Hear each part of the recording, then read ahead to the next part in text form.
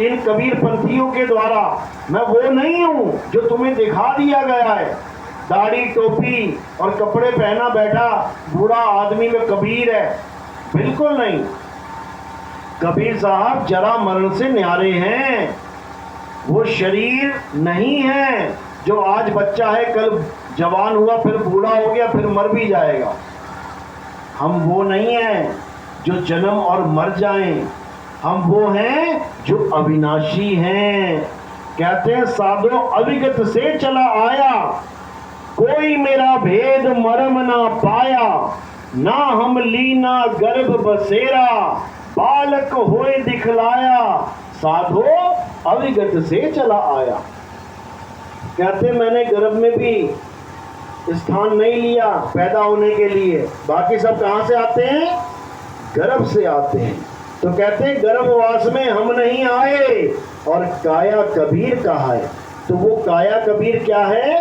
वो दिखने मात्र, देखने योग्य एक शरीर है, लेकिन असल में कबीर साहब कोई शरीर नहीं है, समझ लो। अरे हम वासी वा देश के, जहां जात वर्ण कुल नहीं।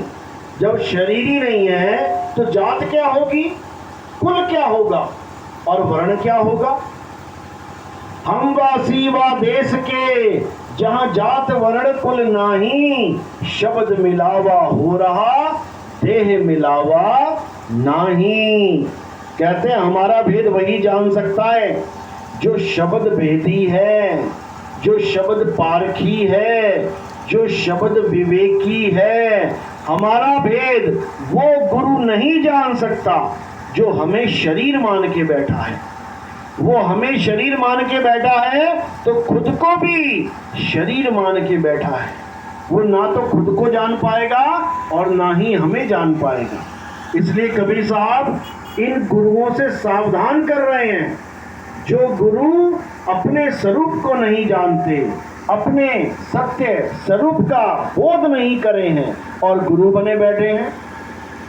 और गुरु बन के दे क्या रहे हैं चेलों को? केवल 52 अक्षर पकड़ा रहे हैं। हिंदुस्तानी गुरु हिंदुस्तानी भाषा में नाम दे रहा है, नेपाली गुरु नेपाली भाषा में दे रहा है, अंग्रेज गुरु अंग्रेजी भाषा में दे रहा है, अरब देश का गुरु अरब देश की भाषा में दे रहा है, जापानी गुरु जापानी भाषा में दे रहा है, ताइवानी गुरु ताइवानी भाषा में दे रहा है।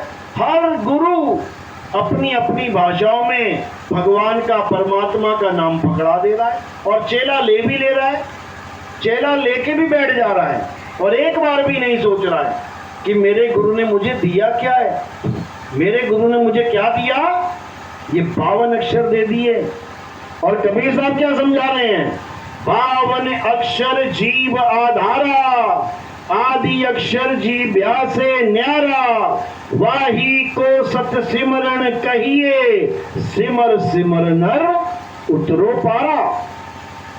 कह रहे हैं जिस गुरु ने 52 अक्षर दे दिए, 52 अक्षर मतलब हिंदी के नाम, पंजाबी के नाम, उर्दू के नाम, अंग्रेजी के नाम, किसी भी भाषा के नाम अगर जपने के लिए दे दिए तो समझ लो उस मनुष्य का, उस गुरु ने जीवन बर्बाद कर दिया। कबीर साहब समझा रहे हैं कि ये नाम देने वाले गुरु, ये 52 अक्षर जपवाने वाले गुरु यही काल के दूत हैं। जो काल मेरा नाम लेकर 12 पंथ चलाने की बात करके गया था, उनके चेले हैं ये, उसी काल भगवान के। तो कह रहे हैं जो नर पड़े 52 के फेरा, सो नर जानो काल का चेहरा। जब 52 का टूटे डोरा, सहजे छूटे काल झकोरा। अब कबीर पंथियों में भी यही चल रहा है। आज तक ब्राह्मणों में तो चलता था कि राम जी को पाना है तो राम राम जप लो, कृष्ण जी को पाना है हरे कृष्ण जप लो, राधा जी को पाना है राधे राधे जप लो, शंकर जी को पाना है ओम नमः शिवाय जप लो।